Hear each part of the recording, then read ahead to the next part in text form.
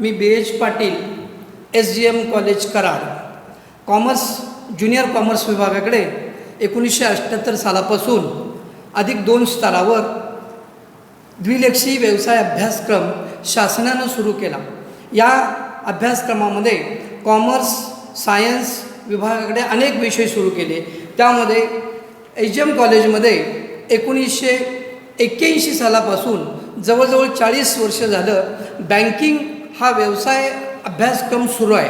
हा बँकिंग व्यवसाय अभ्यासक्रम 12वी कॉमर्सच्या विद्यार्थ्यांना 2 विषयाला और म्हणून दिला जातो। मराठी आणि चिटणीसाचा व्यवसाय या विषयाऐवजी बँकिंग पेपर 1 आणि बँकिंग पेपर 2 असे 2 विषय अभ्यासक्रमामध्ये आणले गेलेले आहेत आणि गेली 40 वर्ष या महाविद्यालयामध्ये हा विषय शिकवला जातो आणि आपण सर्व बँकिंगचे विद्यार्थी आपण हा विषय जो निवडलेला आहे बँकिंग A5 या विषयामध्ये 2 पेपर्स असतात, पेपर फर्स्ट आणि पेपर सेकंड। पेपर फर्स्ट जो 12वीसाठी आहे, या 12वीसाठी पेपर फर्स्ट या पेपरमध्ये काय सिलेबस आहे तर 12वीच्या पेपर फर्स्टमध्ये बँकिंगचा नफा तोटा पत्रक, बँक आयात व्यापार निर्यात व्यापार, विनिमय, बँकिंगचे विनिमय आणि कायदा, बँकिंग नियमन कायदा आणि चलनक्षम दस्तऐवजाचा कायदा, बँकेच्या दुय्यम सेवा या विविध टॉपिकचा पेपर फर्स्टमध्ये अभ्यासक्रमामध्ये त्याचा समावेश आहे। पेपर सेकंडमध्ये काय समावेश आहे तर बँका देत असलेल्या वेगवेगळ्या प्रकारची कर्ज आणि त्या कर्जावर बँकेला घ्यावी लागणारी काळजी, याचबरोबर बँका वेगवेगळ्या प्रकारच्या ग्राहक आणि बँक यांच्यामध्ये सेवेचं आदानप्रदान होतं, त्या सर्व सेवा याचा समावेश केलेला आहे। आज आपण बँकिंग या विषयामध्ये बँकिंग पेपर 2 मधील काही पहिला भाग आज आपण बघणार आहोत। त्या भागाचं नाव आहे की बँकांच्या कर्जाचे प्रकार। या बँकांच्या कर्जाचे प्रकार बघण्यापूर्वी आपणाला 2 गोष्टी बघाव्या लागणार आहेत। त्या 2 गोष्टी म्हणजे कोणत्या तर बँक म्हणजे काय, बँक हा शब्द आला कुठून आणि बँक या शब्दाची उत्पत्ती कशी झाली। बँक या शब्दाची उत्पत्ती कशी झाली याबद्दल अजून शास्त्रज्ञांच्या मते तज्ज्ञांच्या मते एक वाक्यता नाही, परंतु बँक या शब्दाची उत्पत्ती इटलीमध्ये झाली असंच बऱ्याच तज्ज्ञांचं मत आहे। इटलीमधील जे ज्यू लोक आहेत, हे ज्यू लोक लोंबार्डी प्रांतामध्ये लोकांच्याकडून पैसा गोळा करायचे आणि तो पैसा एका बाकावर ठेवायचे। या बाकावर ठेवलेला पैसा लोकांना कर्जाऊ म्हणून द्यायचे। केवळ इटलीमधल्याच पैसा त्याच देशाचं चलन बाकावर असतं असं नाही, तर जगातल्या अनेक देशाची चलनं त्या बाकावर इटलीमध्ये ज्यू लोक ठेवायचे आणि लोकांना कर्जाऊ द्यायचे किंवा पैशाची अदलाबदल करून द्यायची। या अशा इटलीमध्ये बाकावर ठेवलेल्या पैशाला या बाकाला बँको म्हणतात आणि बँको म्हणजे बाक किंवा बसण्याचा बाक, बेंच आपण म्हणतो आणि या बँको या शब्दापासून बँक हा शब्द आला असावा असं अनेक तज्ज्ञांचं मत आहे। आता बँकोपासून बँक शब्द आला तर काही तज्ज्ञांना हा शब्द मान्य झालेला नाही आणि म्हणून जर्मनीतल्या काही तज्ज्ञांच्या मते जर्मनीमध्ये या शब्दांचा उगम झाला, बँक या शब्दाचा उगम झाला, कारण पूर्वी इटलीवर जर्मनीचं वर्चस्व होतं आणि जर्मनीमध्ये मोंटो या शब्दापासून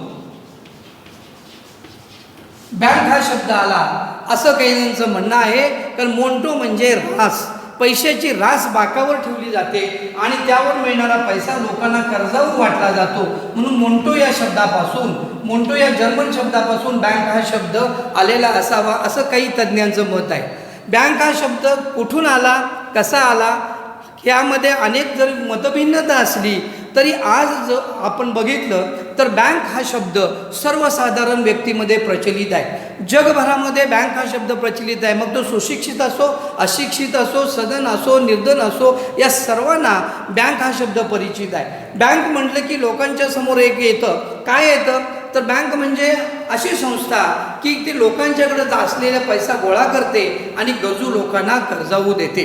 आता गरजू लोकांना पैसा कर्जावू देत असताना त्या बँकेमध्ये कोणत्या प्रकारे पैसा गोळा होतो आणि कोणकोणत्या खात्यावर पैसा तो गोळा होतो.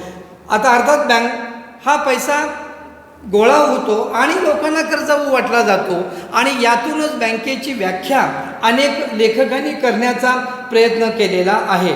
आता बँकेची व्याख्या करत असताना सुद्धा सुरुवातीच्या काळामध्ये बँकेची व्याख्या अनेक तज्ज्ञांनी केली. यामध्ये डॉक्टर एच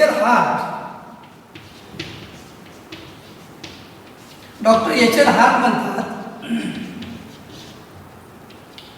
की बँक म्हणजे अशी संस्था की आपल्या दैनंदिन ठेवी चालू खात्यावर रोजच्या दैनंदिन ठेवी स्वीकारते आणि त्या लोकांनी काढलेल्या चेकचं आदरण करते. अशा संस्थेला बँक असे म्हणतात. म्हणजे चालू खात्यावर बँक ठेवी स्वीकारते आणि चालू खात्यावर लोकांना ठेवी काढू देते अशी संस्था म्हणजे बँक होय. हार्टच्या मते बँकेची ही व्याख्या असली तरी प्राध्यापक श्रेयस म्हणतात बँक म्हणजे अशी संस्था की बँकेनं दिलेल्या कर्जातून आपापसातील देणी देण्याचे लोक मान्य करतात असं काम करणारी संस्था म्हणजे बँक होय. म्हणजे बँकेची व्याख्या करत असताना बँक करत असलेल्या कार्याच्या तडजोडीमध्ये या बँकेची व्याख्या करण्यात आलेली आहे. एका लेखकानं एका तज्ज्ञानं एक विनोदी व्याख्या केलेली आहे. काय विनोदी व्याख्या केल्या? बँक म्हणजे अशी संस्था जी स्वच्छ हवामान असताना छत्री देते आणि पाऊस पडू लागताच छत्री काढून घेते. स्वच्छ हवामान असताना छत्री देते आणि पाऊस पडू लागतात. पाऊस याचा अर्थ पैशाचा पाऊस.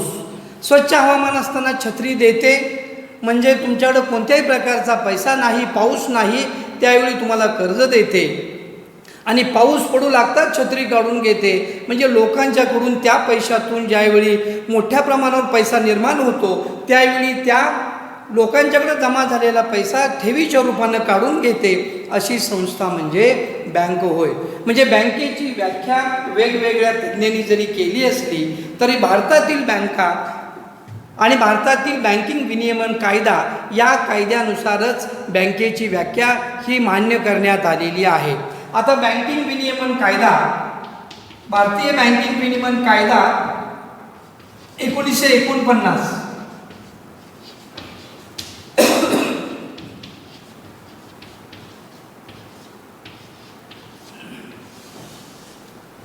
यानुसार बँकेची व्याख्या काय केलेली आहे?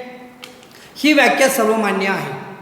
कर्जे म्हणून देण्याकरता किंवा गुंतवणूक करण्याकरता लोकांच्याकडून मागता क्षणीच परत करण्याच्या अटीवर ठेवी स्वीकारणे आणि ते त्यांना चेक, ड्राफ्ट, आदेश किंवा अन्य प्रकारे काढू देणे अशी संस्था म्हणजे बँक होय.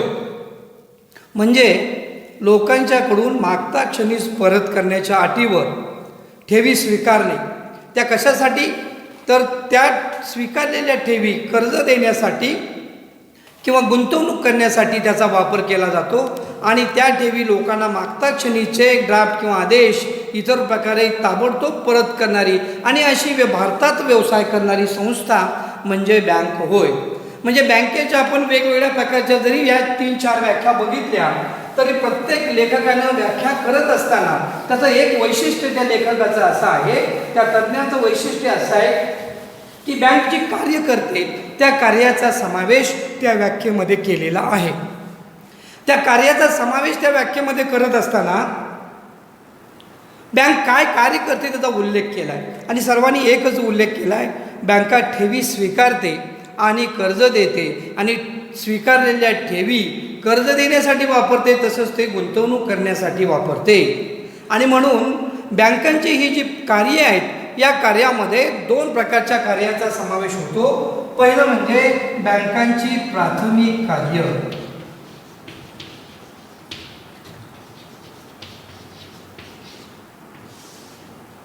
या प्राथमिक कार्यामध्ये दोन प्रकार येतात. बँका काय करतात? अगोदर लोकांच्याकडून ठेवी स्वीकारतात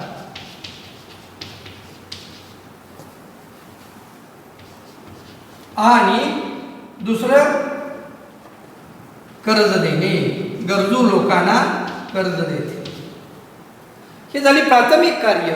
आणि प्राथमिक कार्य केवळ करत बँक बसत नाही. अलीकडच्या काळामध्ये या बँकेमध्ये गळे कापूस स्पर्धा आहे आणि बँका लोकप्रिय व्हायच्या असतील तर बँकेला ठेवी स्वीकारणं आणि कर्ज देणं याशिवाय बँकेला काही दुय्यम सेवा द्याव्या लागतात. जी बँक जास्तीत जास्त सेवा देते त्या बँकेकडे लोक आकर्षले जातात, ती बँक लोकप्रिय होते. आणि म्हणून बँकेचं दुसरं काय आहे कार्य ते म्हणजे दुय्यम कार्य. या बँकांच्या दुय्यम कार्य जी आहेत या दुय्यम कार्य सुद्धा बँकांना मोठ्या प्रमाणात अलीकडच्या काळात करावी लागतात. आज आपण जे बघणार आहे यामधलं प्राथमिक कार्य म्हणजे ठेवी स्वीकारणे. या ठेवी स्वीकारणेमध्ये काय येतं ते आपल्याला थोडक्यात मी सुद्धा एक दोन मिनिटात सांगणार आहे. ठेवी स्वीकारणे म्हणजे बँक लोकांच्याकडून वेगवेगळ्या प्रकारच्या ठेवी स्वीकारते आणि त्या स्वीकारलेल्या ठेवीवर बँक त्या ग्राहकांना व्याज देते. हे व्याज ठेवी कोणकोणत्या प्रकारचे स्वीकारते तर 4 प्रकारच्या ठेवी आहेत. त्यामध्ये एक बचत ठेव, 2 चालू ठेव,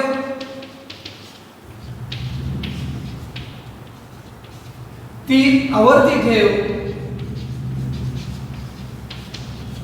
आणि 4 मुदती ठेव. याच्या 4 प्रकारच्या ठेवी आहेत. प्रत्येक बँकेने अनेक प्रकारच्या ठेवी केल्या असतील परंतु त्या ठेवीचा कुठला ना कुठला प्रकार या प्रकारामध्ये मोडतो.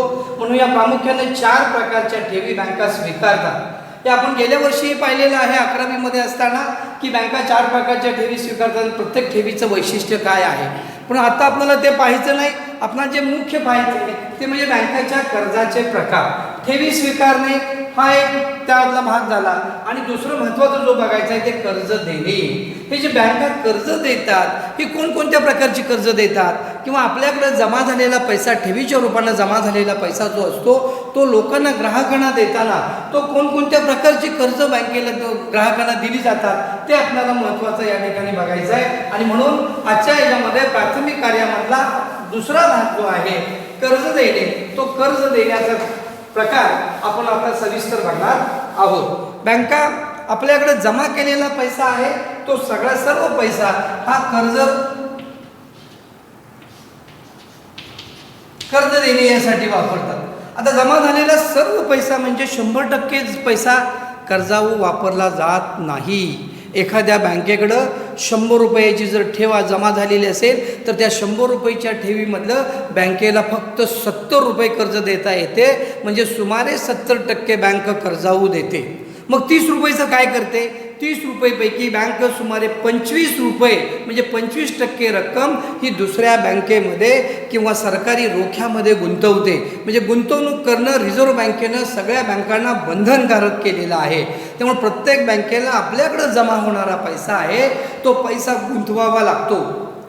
70% कर्ज, 25% गुंतवणूक, राहिले 5% म्हणजे 5 रुपये 100 रुपयेमध्ये राहिले तर त्यातले 2 रुपये अशा पद्धतीनं गुंतवा की दुसऱ्या बँकेमध्ये ताबडतोब बँकेला ज्यावेळी पैशाची गरज वाटेल त्यावेळी तो पैसा ताबडतोब मिळाला पाहिजे. म्हणजे मनी ॲट कॉल, शॉर्ट नोटीस अशा पद्धतीनं 2 रुपये गुंतवा आणि 100 रुपयेमधले 3 रुपये आपल्या जवळ ठेवा की जे आपल्या दैनंदिन खर्चासाठी ग्राहक ज्यावेळी पैशाची मागणी करेल त्यावेळी तो पैसा आपल्याला ग्राहकाला उपलब्ध करून दिला पाहिजे.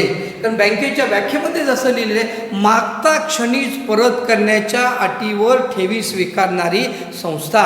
त्यामुळे एखादा ग्राहक बँकेमध्ये आला आणि बँकेमध्ये जर पैसे मागत असेल तो त्याच्या खात्यावरील आणि बँकेने जर नकार दिला तर त्या बँकेवर ग्राहकाचा विश्वास राहत नाही किंवा ती बँक त्या बँकेमध्ये ठेवण्याचं धाडस कुठलीही व्यक्ती करणार नाही, म्हणून प्रत्येक बँक मागता क्षणीच पैसे देते. त्यासाठी बँक आपल्या 100 रुपयातले 3% म्हणजे 3 रुपये हे दैनंदिन खर्चासाठी ठेवते. आता ही जी कर्ज देते ही कर्ज 70% रक्कम किंवा 70 रुपये 100 कर्ज देते. या कर्जाचे एकूण प्रकार किती आहेत? या कर्जाच्या प्रकारामध्ये एकूण तुम्हाला 5 प्रकार दिसतील. त्या 5 प्रकारापैकी कर्जाचे प्रकार आहेत 1, 2, 3, 4 आणि 5. यातला पहिला प्रकार जो आहे तो म्हणजे कर्जे, लोन्स. यातला दुसरा प्रकार आहे अधिकर्ष सवलत.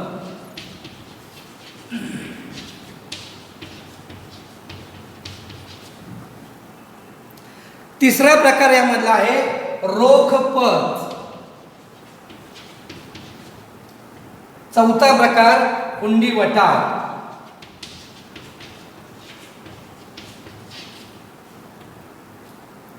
आणि 5वा प्रकार त्यामधला सुरक्षित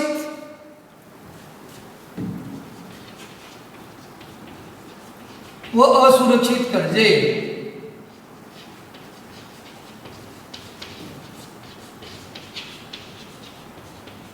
याशिवाय मनी ॲक्ट फॉर शॉर्ट नोटीस मागता क्षणीच परत करण्याच्या अटीवर दिलेली कर्जे असतील किंवा अडचणीच्या वेळी दिलेली बँक इतरांना कर्ज असतील, हेही प्रकार त्यामध्ये होतात. पण प्रामुख्याने हे एकूण 5 प्रकार बँका देत असलेल्या कर्जाच्या प्रकारामध्ये 5 प्रकार येतात. यामध्ये पहिला जो प्रकार आहे लोन्स, त्याला लोन्स अँड ॲडव्हान्सेस असे म्हटलं जातं. लोन्स अँड ॲडव्हान्सेस म्हणजे कर्जे आणि अग्रीमेंट. कर्जे आणि अग्रीमेंट. अग्रीमेंट म्हणजे काय आणि कर्जे म्हणजे काय? दोन्हीही कर्जेच आहेत, पण फरक काय आहे? कर्जे म्हटलं की त्याला दीर्घ मुदत असते. 1, 2, 3, 5, 10, 15 वर्षापर्यंतची मुदत त्याला कर्जे म्हणतात. आणि अग्रीमेंट म्हणजे शॉर्ट टर्म लोन, कमी कालावधीसाठी दिलेली कर्ज, 1 वर्षापर्यंत दिलेली कर्ज, 1.5 वर्षापर्यंत दिलेली कर्ज असतील त्याला अग्रीमेंट म्हटले जातात. ही शॉर्ट टर्म तात्पुरत्या काळासाठी ग्राहकांना जी कर्ज दिली जातात त्यांना अग्रीमेंट म्हटले जातात. तर यामध्ये जे कर्जे हा प्रकार आहे, हा कर्जे प्रकार म्हणजे हा लॉंग टर्मचा प्रकार आहे. ज्यावेळी ग्राहकाला पैशाची एकदम रकमेची गरज असते त्यावेळी अशा प्रकारची कर्ज ग्राहकाकडून बँकेकडून मागणी केली जाते आणि बँका अशा प्रकारची कर्जे देतात. ही जी कर्जे दिली जातात ही कर्जे एकाच वेळी बँकेत खातं उघडले, ग्राहकांनी चालू खातं उघडलेलं असतं. या चालू खात्यावर त्या कर्जाची सर्व रक्कम जमा केली जाते आणि सर्व रक्कम जमा केल्यानंतर ज्या दिवशी अशी रक्कम जमा केली त्या दिवसापासून संपूर्ण रकमेवर व्याजाची आकारणी केली जाते. ग्राहकाला कधी अशा कर्जाची गरज असते? ग्राहकाला त्यावेळी अशा कर्जाची गरज असते ज्यावेळी सगळी रक्कम एकदम गुंतवल्याशिवाय व्यवसाय करता येत नाही. उदाहरण द्यायचं झालं, एखाद्या व्यक्तीला एखादं मशीन, साधं उदाहरण घ्या, आपल्या कॉलेजच्या समोर स्टेशनरी दुकान आहे, झेरॉक्स मशीनचं दुकान आहे, त्याला झेरॉक्स मशीन घ्यायची आहे आणि या झेरॉक्स मशीनची किंमत समजा जर 1 लाख रुपये असेल तर त्या ग्राहकाला एकावेळी 1 लाख रुपये कर्जाची आवश्यकता असते. त्यावेळी त्याला एकदम बँक 1 लाख रुपये देते आणि ते मशीन खरेदीसाठी त्याला 1 लाख रुपयामधून त्याचे काही स्वतःची रक्कम आणि कर्जाऊ रक्कम यामधून मशीन खरेदी करता येतं. म्हणजे याला टप्प्याटप्प्यानं पैसे देता येत नाही. पहिला टप्पा झाला 25,000, दुसरा टप्पा 25,000, तिसरा 25,000, असं कर्ज देता येत नाही कारण ती वस्तू त्याला मिळत नाही.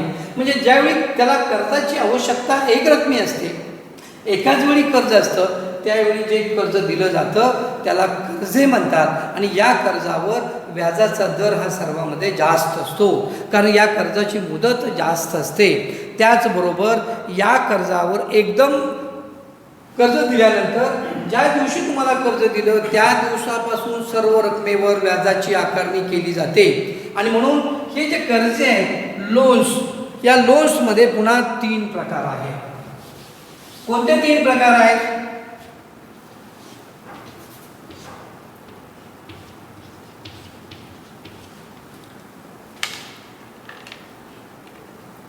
अल्पमुदत कर्ज,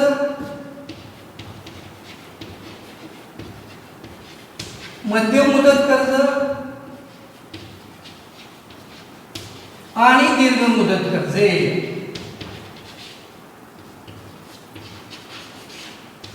दीर्घ मुदत कर्जे म्हणजे जास्त मुदतीची कर्जे. अल्प short term loan, medium term loan and long term loan. ही जी तीन आहेत हे मुदतीवर आहेत, म्हणजे कर्जाची मुदत जशी आहे त्यावर त्याचा प्रकार ठरलेला आहे. अल्प मुदत कर्ज म्हणजे काय?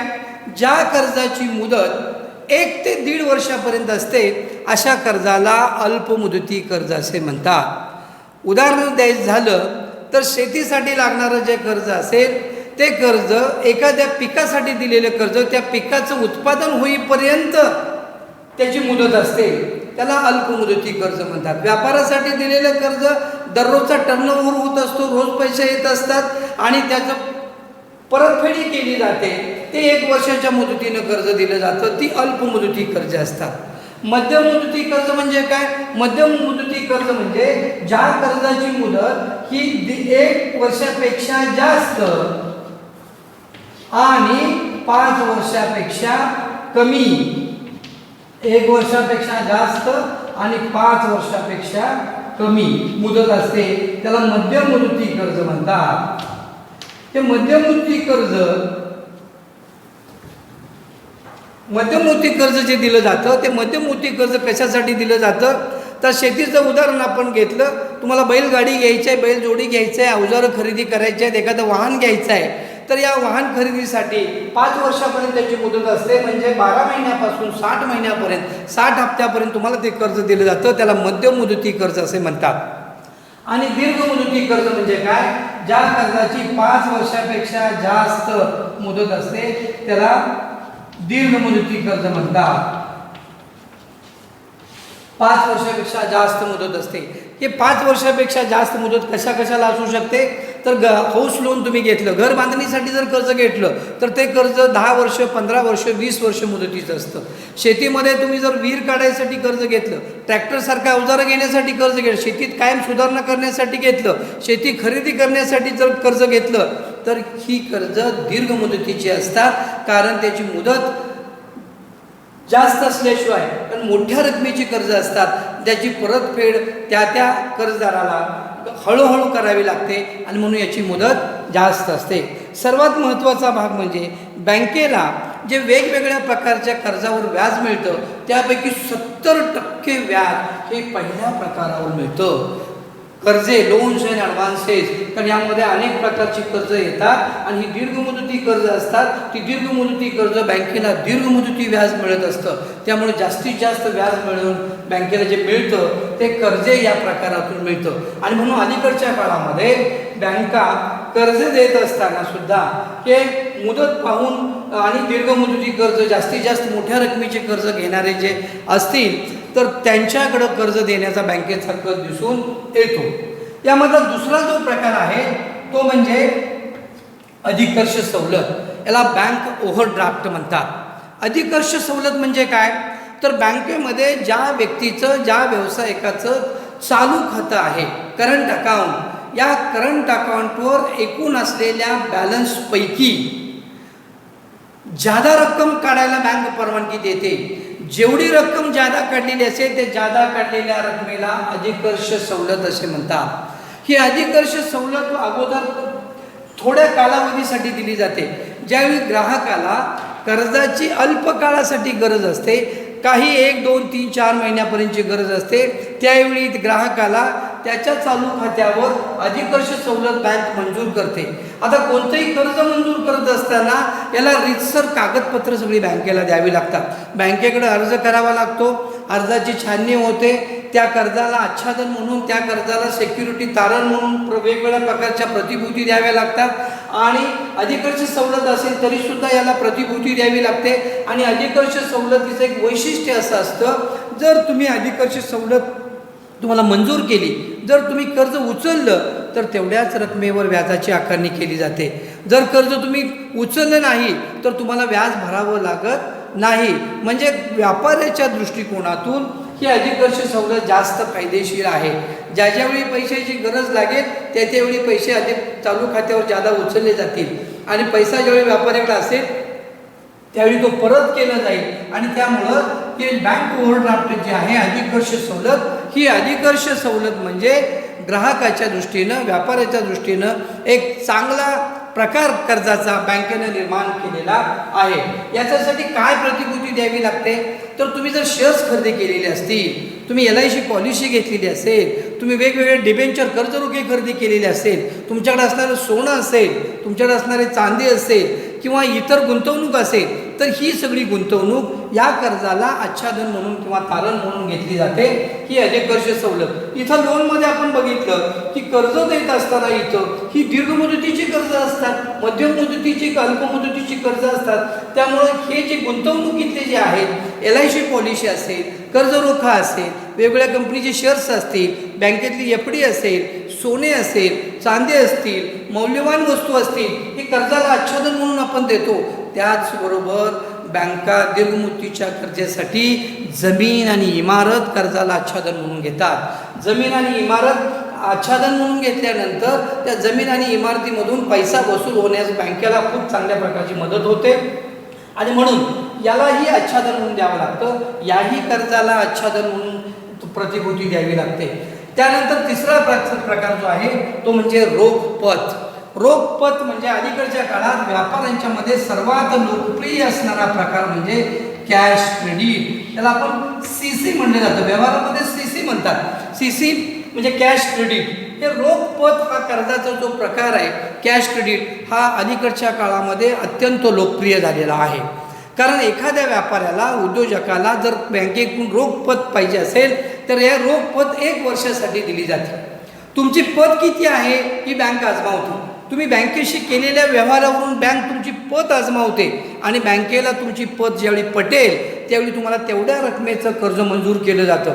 ह्या रोखपतीचं दुसरं वैशिष्ट्य काय आहे, तुम्हाला रक्कम मंजूर केली जाते आणि ती रक्कम तुम्हाला वर्षभर वापरायला परवानगी दिली जाते. ज्या ज्यावेळी तुम्हाला कर्जाची गरज असेल त्यावेळी रोखपतीमधून तुम्ही कर्ज उचलायचं आहे आणि जेवढं कर्ज उचललं तेवढ्याच पैशावर तुम्हाला तेवढ्याच कर्जावर व्याज द्यायचं आहे. म्हणजे जरी मला 1 लाख रुपये कर्ज मी मंजूर करून घेतलं असलं, मी व्यापारी आहे समजा, तर 1 लाखावर मला व्याज द्यावं लागत नाही. मी त्यातले 25,000च उचलले तर मला 25,000 रुपयेवरच कर्ज व्याज द्यावं लागतं. मी जर 50 उचलले तर मी 50,000वर मला व्याज द्यावं लागतं. म्हणजे मला जे व्याज द्यावं लागतं ते मी उचललेल्या रकमेवर. पूर्वीच्या काळी असं होतं, तुम्ही रक्कम अजिबात उचलली नाही तर बँकेनं तुमच्यासाठी तेवढी रक्कम राखून ठेवली आणि तुम्ही उचलली नाही. मग तुम्ही जर उचललेली नसेल रक्कम तर बँकेचा तोटा होऊ शकतो. म्हणून पूर्वी तुम्हाला काही किमान रक्कम वापरायची अट बँका घालायच्या. आता अलीकडच्या काळात ती अट बँकेनं काढून टाकली आहे. कारण माणूस ज्यावेळी कर्ज घेतो बँकेकडून, ज्यावेळी व्यक्ती कर्जाची मागणी करते त्यावेळी त्याला गरज असते आणि त्यामुळे ती कर्ज उचलते आणि त्याच्यावर बँकेला व्याज मिळतं.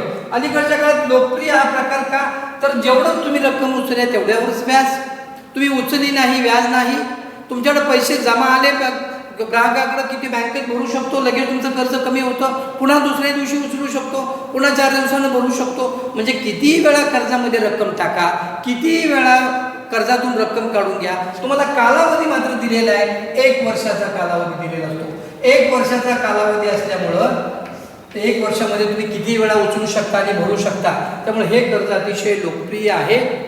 या कर्जसुद्धा मंजूर करत असताना बँकेला तुम्हाला LIC पॉलिसी असेल, शेअर्स असतील, कर्जरोखे असेल, सोने असेल, मौल्यवान वस्तू असतील, त्या बँकेला कर्जाला आच्छादन म्हणून प्रतिभूती म्हणून द्यावी लागते आणि मगच बँका तुम्हाला अशा प्रकारचं कर्ज मंजूर करतात. हा झाला तिसरा प्रकार. चौथा प्रकार जो आहे हुंडी वटाव, त्याला बिल डिस्काउंटिंग म्हणतात. बिल म्हणजे हुंडी, बिल ऑफ एक्सचेंज. म्हणजे अलीकडच्या काळामध्ये एक व्यापारी दुसऱ्या व्यापाऱ्याबरोबर व्यवहार करत असताना हे सगळे व्यवहार उधारीचे होतात. कुठलाही व्यवहार रोखीचा होत नाही.